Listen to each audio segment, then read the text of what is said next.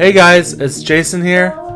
Today I wanted to go over some of the art and the artists and painters that I've had inspiration from and that I have learned to like and have liked in the past. So the first artist painter that I really like is Vincent van Gogh. The other one is Edward T. Hopper, and the other one is Hokusai, the famous tsunami painting. So Vincent van Gogh, was a Dutch post-impressionist painter, and he has over 2100 works of art that he's created over his lifetime. The thing I really like about him is the expressive use of color he has in his paintings. Anyone can admire Van Gogh's art. I'll show you some photos. I'm sure you guys already know a lot of them. Van Gogh also had a lot of turmoil in his life. He was known for being ahead of his time. He was mentally not together. Van Gogh did not promote his art while he was alive.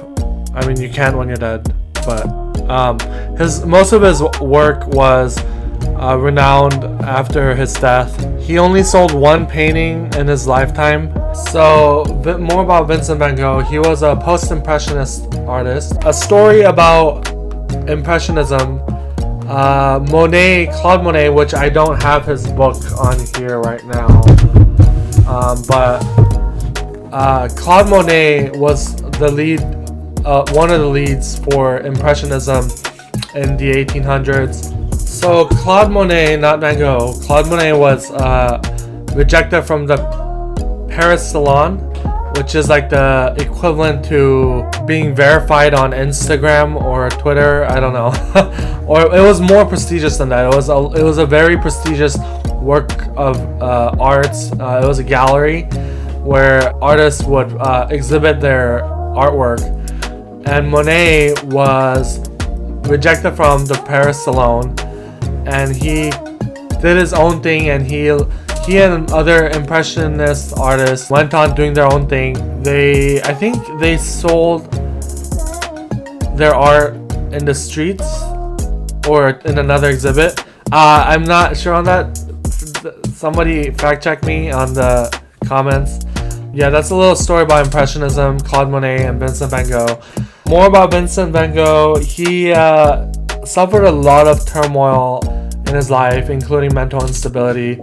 He had a lot of psychotic episodes. He passed away at the age of 37. His artwork sold for a lot of money. That's Vincent van Gogh for you.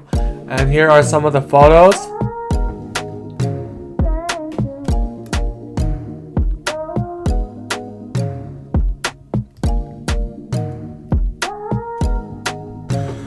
This is a self-portrait of Van Gogh after he bit off his ear, or somebody bit off his ear. Oh, he cut off his ear.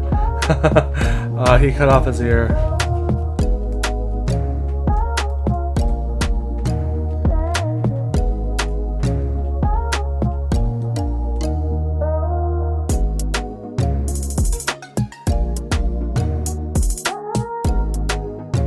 The next book we have is with the artist Hokusai. He was a ukiyo-e painter from Japan. He was around the late 1700s to the early 1800s. He was well known for having Western elements as well as important Japanese elements. His famous painting of the Great Wave of Kanagawa, this is it right here. And this was renowned because of a new color of blue that they used. He was also a leading expert in Chinese painting. Here is some of his work. He was also renowned for drawing art that showed the landscape of Japan and the daily life of Japan. Here's a great wave and a lot of his similar styles.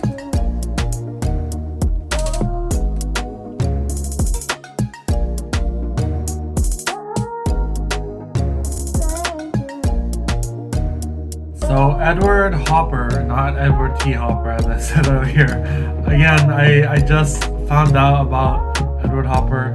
I probably have seen his work previously, but I just got to know Edward Hopper a lot better recently. Edward Hopper is a realist painter. He influenced the new pop and new realist paintings of the 20th century. He was around from late 1800s to early 1900s. He shocked a lot of viewers with his realistic paintings. There's a lot more better videos out there about Edward Hopper than this. I can't do Edward Hopper justice. He is an American and he lived in New York for most of his life. So here are some of the photos I'll show you.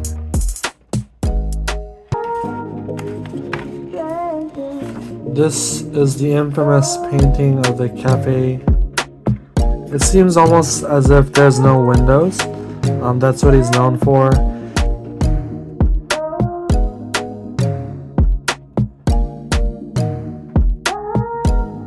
So here are the inspirations from the 1800s, the Instagram of the 1800s. Like and subscribe. I'll see you guys next time. Peace.